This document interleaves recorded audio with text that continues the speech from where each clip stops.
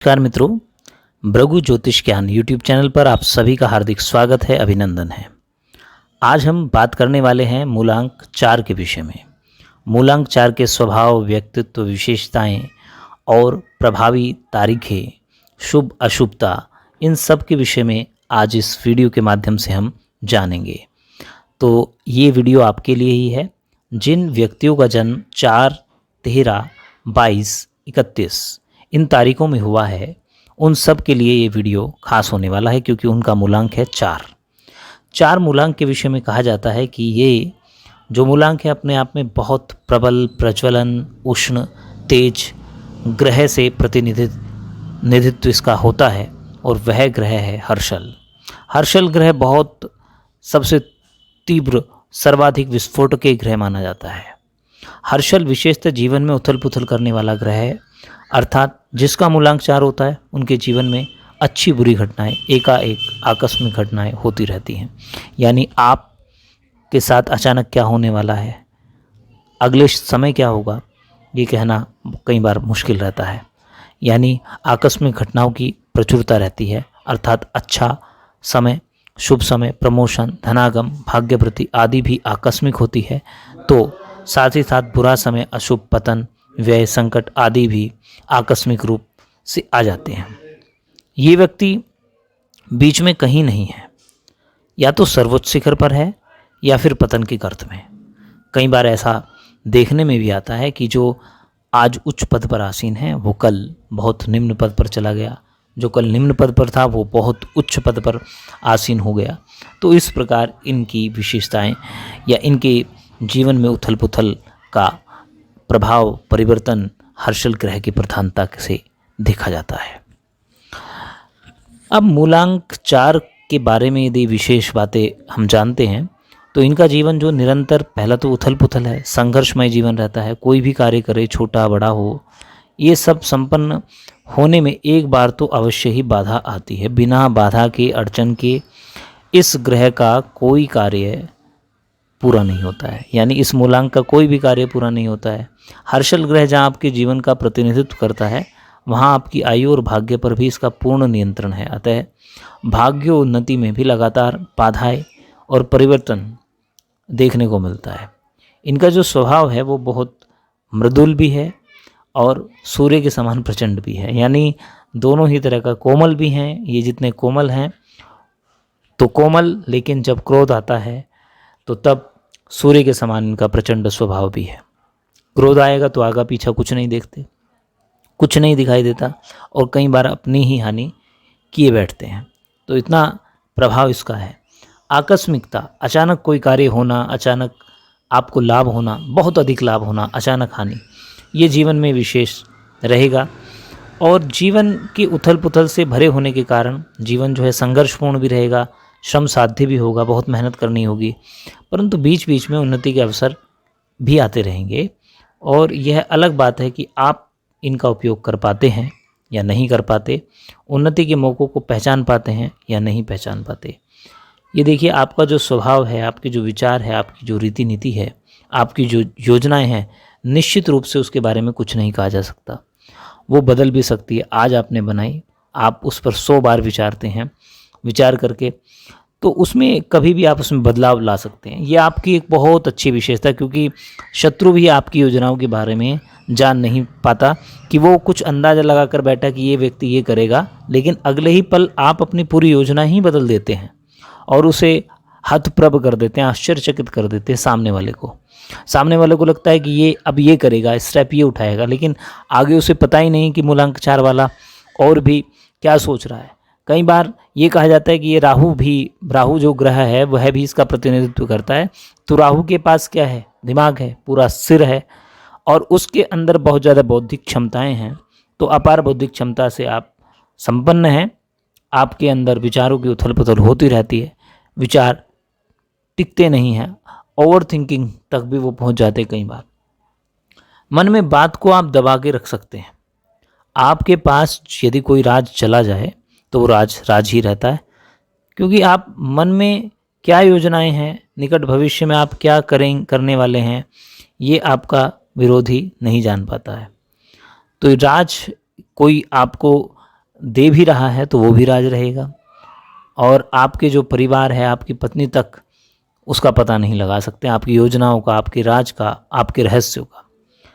जीवन में शत्रुओं की आपकी कमी नहीं रहेगी, क्योंकि आप सूर्य के समान प्रचंड है, तो लोग आपसे कई बार घृणा भी करते हैं, आपके स्वभाव से जलते हैं, तो उस कारण आप शत्रुओं से घिरे रहेंगे।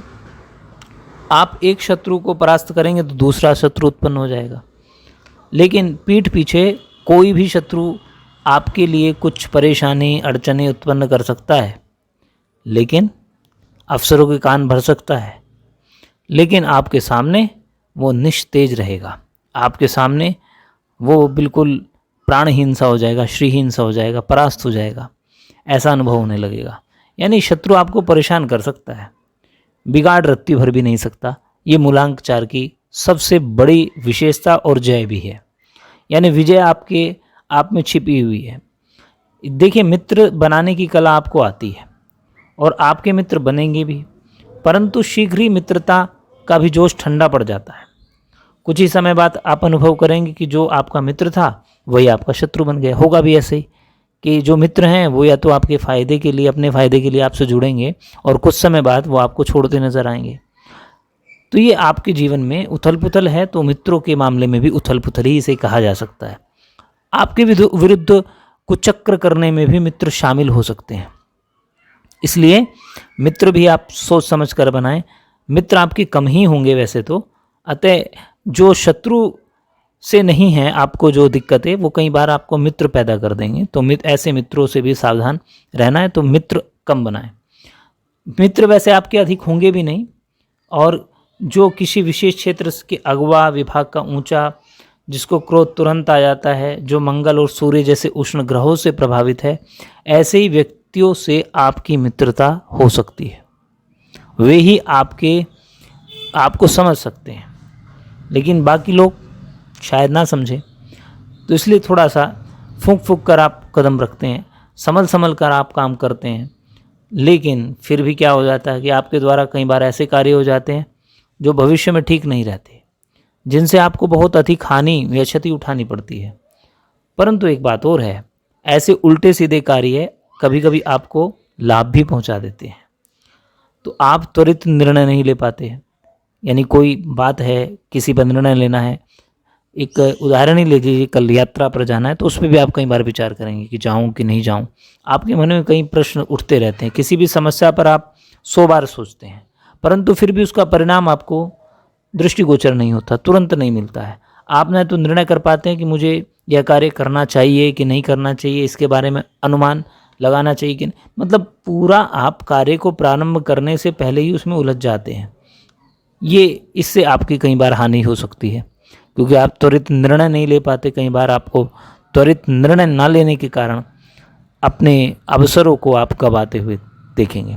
देखिए, आपका स्वभाव में एक स्वभाव है, आप मित्रों के काम को या किसी के हित के काम को मना नहीं करते हैं, लेकिन कई बार आप हाँ करके फंस जाते हैं और उस काम को आपको जबरन करना पड़ता है। और ऐसे कार्यों में जब आप फंसते हैं तो अपना ही कई बार नुकसान कर देते हैं। तो आपको कई बार ना कहना भी आना चाहिए, इसका भी विशेष ध्यान रखें। देखिए, प्रत्येक समस्याएं जो है, चाहे वो शैक्षणिक हो, सामाजिक हो, राजनीतिक हो, या आपकी व्यक्तिगत पर्सनल जो भी समस्या है, वो दूसरे के सामने रखकर उनसे सलाह आप लेते हैं, और वे कुछ भी कहते हैं तो आप उनकी बात मानकर तदनुसार कार्य करते हैं। इसमें कई बार तो वो हो सकता है सलाह सही हो, लेकिन कई बार आपको जीवन में दुख उठाना पड़ सकता है। यानी एक बात कही जाए कि आप स्वतंत्र निर्णय लेने में मतलब सक्षम नहीं हैं, आप के लिए बहुत असंभव या कठिन हो जाता है कि आप स्वतंत्र निर्णय ले पाए। स्वभाव आपका उग्र है, और यह आपकी जो प्रगति है उसका सबसे बड़ा रोड़ा भी हो सकता है, क्योंकि उग्र स्वभाव के कारण आपके प्रशंसक है जो आज प्रशंसा कर रहे हैं, और कल वही आपके आलोचक बन जाते हैं। आप यदि किसी कार्यालय के प्रधान हैं तो निश्चय ही आपके अधीनस्थ कर्मचारी आपसे भयभीत रहते हैं, क्योंकि यह अलग बात है कि आप झूठी चाटुकारिता को पसंद नहीं करते। आपको प्रसन्न जो रख रहा हो ऐसा तो उसे, परंतु मौका मिलने पर वही आपको क्या कर देगा, तख्ता पलटने का काम कर सकता है। तो जो आपके चापलूस हैं जो आपके नज़दीकी हैं वही कई बार आपको छुरा भोंकते नजर आएंगे। कानून और नियम आप पूरा जानते हैं, पर कानून और नियमों को तोड़ना भी अपना अधिकार समझते हैं। अतएव कभी कभी क्या होता है कि इस प्रकार के कार्य करने पर आप उलझ जाते हैं। हर समय चौकन्ना रहना, और चौकन्नापन इतना अधिक बढ़ जाता है कि वो सनकीपन बन जाता है। इसलिए आपको चाहिए कि आप दूसरों पर विश्वास भी करें, दूसरों को विश्वास दें, और कुछ ऐसा कार्य करें कि जिससे लोग आपके व्यवहार से भयभीत ना हो, अपितु आपके श्रद्धालु बने, आपके विश्वासी बने। तो विश्वास जीतने का प्रयत्न आपको करना है। आप अपने स्वार्थ को कई बार सर्वाधिक प्राथमिकता दे रहे होते हैं, और स्वार्थ पूर्ति के लिए यदि किसी का भारी नुकसान भी हो रहा हो तो आप उस पर विचार नहीं करते। दूसरों का अहित करके भी अपना स्वार्थ पूरा कर लेते हैं। परंतु जीवन में कभी कभी ऐसे क्षण आते हैं जब आप परिस्थितियों से झकझोर जाएंगे और आप में यह भावना बनेगी कि मैंने जो कुछ और जिस रूप में कह रहा हूँ उचित और सर्वजन हितैषी नहीं है। यानी आपकी जो हठ धर्मिता है वो कई बार आपको परेशान करेगी, बाद में आपको पछतावा होगा। आप कई बार अपने आप को अलग और उदास सा महसूस करते हैं। कुछ ऐसा महसूस करते हैं जैसे आप बिल्कुल अकेले हैं, निकट अकेले, कोई साथ नहीं। फिजूल खर्च की आदत बन सकती है, लेकिन फिजूल खर्च ना करें तो जीवन में उन्नति आपको अवश्य मिलेगी। तो जीवन में उन्नति पाने के लिए मितव्ययिता या सही खर्च भी जरूरी है। श्रेष्ठ प्रदर्शनकारी भी आप हो सकते हैं, कि प्रदर्शनकारी इस अर्थ में कि आप संचय कम करते हैं और उसका प्रदर्शन बढ़ा चढ़ा कर दिखाते हैं। तो लोग पूरी तरह से भ्रम में रहते हैं। आपके पास जितनी पूंजी है उसकी कई गुना पूंजी का अनुमान वो लगा बैठते हैं कि ये तो भैया बड़ा धन्ना सेठ आदमी है।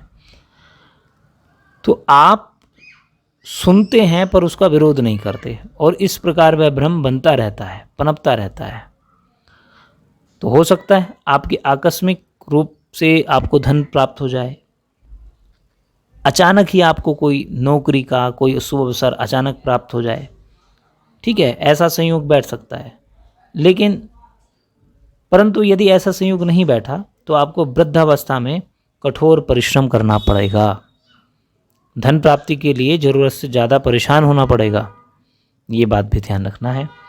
मित्रों की भीड़ में अवश्य 2-4 मित्र जो है पूरी ईमानदारी से पूरी हमदर्दी रखेंगे, लेकिन अधिकतर मित्र आपके साथ दगा कर सकते हैं। तो आपको चाहिए कि ऐसे मित्रों को त्याग दें। और यदि कहा जाए कि आप उतावले हैं, असहिष्णु ज़्यादा है, जो कुछ कार्य होना चाहिए तुरंत होना चाहिए, उसमें देरी या रुकावट, विलंब या व्यवघात आपको सहे नहीं है। जैसे जैसे आपकी उम्र बढ़ेगी स्मरण शक्ति जो है वो कमज़ोर होती रहेगी। मस्तिष्क की यह शिथिलता आपके उग्र स्वभाव और क्रोध के कारण है। परंतु यही नहीं, इससे एक और बात हो जाएगी, और वह यह है कि वंश परंपरागत मस्तिष्क शिथिलता, यानी यह मस्तिष्क जो शिथिल हुआ है आपका, ये आपकी संतान में भी आ सकता है। आपको चाहिए कि आप अपने पर नियंत्रण रखें, मस्तिष्क को भड़कने न दें। पत्नी का स्वास्थ्य आपके कमज़ोर रहेगा, पेट आंतों की समस्या बनी रहेगी, और प्रौढ़ावस्था में आंतों की समस्या और बढ़ेगी, ऑपरेशन तक नौबत आ सकती है। पत्नी का स्वभाव चिड़चिड़ा रहेगा, और आप अपने हृदय पर नियंत्रण रखें, क्योंकि मूलांक 4 वाले जो व्यक्ति रहते हैं अधिकतर वृद्धावस्था में हृदय रोग वाले हो जाते हैं। तो इस पर भी आपको नियंत्रण रखना है। कला प्रेम नहीं है, पर इस प्रकार का आडंबर रखेंगे कि कुछ ऐसा करेंगे जैसे आप ललित कलाओं के अच्छे पारखी हैं। समय समय पर संगीत सम्मेलन, चित्र प्रदर्शनों तथा ऐसे ही कुछ आयोजनों में जाते रहेंगे। पिता का सुख स्वल्प ही है। पिता की संपत्ति प्रथम तो प्राप्त होगी नहीं, और यदि होगी भी तो उसमें कई प्रकार की बाधाएं परेशानियां आती रहेंगी। न तो आपको भाइयों और संबंधियों का सुख मिलेगा, न पुत्र का ही। पुत्र होंगे अवश्य, पर लेनदार ही होंगे, देनदार नहीं। ये बात मूलांक 4 को ध्यान रखनी चाहिए। अपनी युवा अवस्था में आपको मनपसंद कार्य या नौकरी या व्यवसाय मिलने में काफ़ी अड़चनें आएंगी। विद्या अध्ययन में भी बहुत बाधाएं आएंगी। लेकिन स्वजनों से नहीं, अपितु विजातीय लोगों की कृपा एवं हेतु से आप शिक्षा संपन्न कर सकेंगे और जीवन में ऊंचे उठ सकेंगे, उच्च पद भी आप प्राप्त कर सकेंगे। किसी एक ही धारा में चलने वाले आप नहीं हैं। एक उद्यम शुरू किया, जो ही लाभ देना प्रारंभ करेगा आप दूसरे व्यवसाय में उलझ जाएंगे। इस प्रकार जीवन में आप एक से अधिक व्यवसाय करेंगे तथा आय का हेतु बनाएंगे। यानी आय आपकी बराबर होती रहेगी लेकिन व्यवसाय बदलते रहेंगे। मन से आप रईस हैं, लेकिन जिस समय आपके पास पैसा नहीं होता, विपरीत परिस्थितियाँ होती है, उस समय आपकी स्थिति देखने लायक होती है। परंतु जो ही आकस्मिक रूप से या श्रम से 4 पैसे आपके हाथ में आ जाते हैं, फिर क्या, फिर तो आप अपने को शहंशाह मान बैठते हैं और आपका व्यय यानी खर्च बढ़ जाता है। आप यदि जीवन में प्रगति करना चाहते हैं, समाज में प्रतिष्ठा कायम रखना चाहते हैं, तो आपको चाहिए कि आप वही बात कि ना करना सीखें, दृढ़ता से मना करना सीखें, दूसरों को भुलावे में रखना, झूठे आश्वासन देना, थोथे हाँ भर देना, ये ठीक नहीं है, क्योंकि आप फिर कार्य को पूरा नहीं कर सकते और इस प्रकार आपकी जो मर्यादा है उस पर बट्टा लगेगा। यही कारण है कि आपके मित्र आपके आलोचक और शत्रु बन जाते हैं। देखिए, आपको क्या सावधानी रखनी चाहिए कि आप शांत रहें, हो हल्ले से दूर रहें, शांत वातावरण में रहें, ऐसा कोई कार्य न करें जिससे आपके रक्त में व्यर्थ का उबाल हो जाए। दूसरों की निंदा भूल कर भी ना करें, हो सके तो प्रशंसा करें। झूठे आश्वासन किसी को न दें, झूठी शानो शौकत से दूर रहें, व्यर्थ का व्यय न करें। शरीर में रक्त की मात्रा कम रहेगी, वृद्धावस्था में रक्त संबंधी बीमारियां हो सकती है, अतः समय रहते इस ओर भी आप ध्यान दें, चिकित्सक की सलाह लेते रहें। जुकाम, छूत आदि की जो बीमारियां हैं, ये छुआछूत की बीमारी आपको, यानी जिन्हें हम संक्रामक बीमारियां कहते हैं, संक्रमण रोग जो होता है वह आपको तुरंत हो जाता है, इससे बचकर रहें। जानवर, विशेषकर सींग वाले जानवरों से बचकर रहें, क्योंकि ये आपको घायल कर सकते हैं। यात्रा में सावधानी बरतें, आंख मीचकर किसी का विश्वास न करें। अपनी उन्नति के लिए हमेशा जागरूक रहें और हमेशा कोमल वाणी या मधुर वाणी बोलें। देखिए, जब जब आकाश मंडल में सूर्य की स्थिति निर्बल होगी, वह समय आपके लिए प्रतिकूल रहेगा, अनुकूल नहीं कहा जा सकता। इस दृष्टि से अक्टूबर, नवंबर, दिसंबर का समय आपके लिए साधारण कहा जा सकता है। यदि इस अवधि में रुकावट, स्वास्थ्य क्षीणता, अनुत्साह और आलस्य, व्यर्थ की परेशानी बनी रह सकती है। उन्नत समय कहा जाएगा तो उन्नत समय जो रहेगा आपका 21 मार्च से 28 अप्रैल और 10 जुलाई से 20 अगस्त तक का जो समय है वो श्रेष्ठ, उन्नतिदायक और प्रभावशाली रहने वाला है। शुभ तारीखें आपके लिए वही है जो मूलांक 4 के लिए है, यानी 4 जिनका मूलांक 4 बनता है, यानी 4, 13, 22 और 31 तारीखों में आप शुभ कार्य करेंगे तो आपके लिए वो सिद्ध होगा। यदि आप इसमें कोई व्यवसाय करते हैं, शुभ कार्य करते हैं, कोई शुरुआत करते हैं, तो वो सिद्धदायक होगा, यानी फलित होगा। और शुभ दिवस की बात करें तो शनिवार, रविवार, सोमवार आपके लिए शुभ है। शुभ रंग की बात करें तो चमकदार रंग नीला, खाकी, भूरा आपके लिए विशेष अनुकूल है। आप अपना ड्राइंग रूम इन्हीं रंगों से सजाएं तो ज़्यादा अच्छा होगा। शुभ रत्न आपके लिए नीलम है, जिसे संस्कृत में नीलमणि भी कहा जाता है। तो ये आप नीलम गहरे रंग का आप धारण कर सकते हैं। यदि आप व्रत करना चाहते हैं परेशानी के समय में या नित्य प्रति भी, तो आप सोमवार का व्रत कर सकते हैं। गणेश चतुर्थी का व्रत भी आपको करना चाहिए। गणेश चतुर्थी का व्रत आपके लिए सभी प्रकार से सहायक हो सकता है। आपके जो प्रधान देवता हैं वो भी गणपति हैं। इसी प्रकार यानी दुख अनिष्टों को नाश करने वाले हैं, तो उनकी उपासना बराबर करते रहें, उनका ध्यान करें। और आप धनाभाव से पीड़ित हों या परेशानी में हो या किसी प्रकार की विपत्ति में हो, तो नित्य 5 मालाएं इस मंत्र की जाप करें। इससे आपके सारे दुख दूर होंगे और आपके जो रुके हुए कार्य हैं वो सिद्ध होंगे। ओम श्रीम ह्रीम क्लीम ग्लीम गम गणपतिये वर वरद सर्वजनम में वशमा नाय स्वाहा। ओम श्रीम ह्रीम क्लीम ग्लीम गम गणपतये वर वरद सर्वजनम मे वशमाद नाय स्वाहा। तो ये मंत्र का जाप आपको 5 माला है। मित्रता आप यदि अपने मूलांक वालों से ही रखेंगे तो ज़्यादा अच्छा रहेगा, क्योंकि वे आपके अनुकूल रहेंगे। यदि आप विवाह करना चाहते हैं तो उन स्त्री पुरुषों से विशेष सफलता प्राप्त कर सकते जिनका जन्म 21 मार्च से 28 अप्रैल के बीच हुआ है, अथवा 10 जुलाई से 20 अगस्त के बीच हुआ है,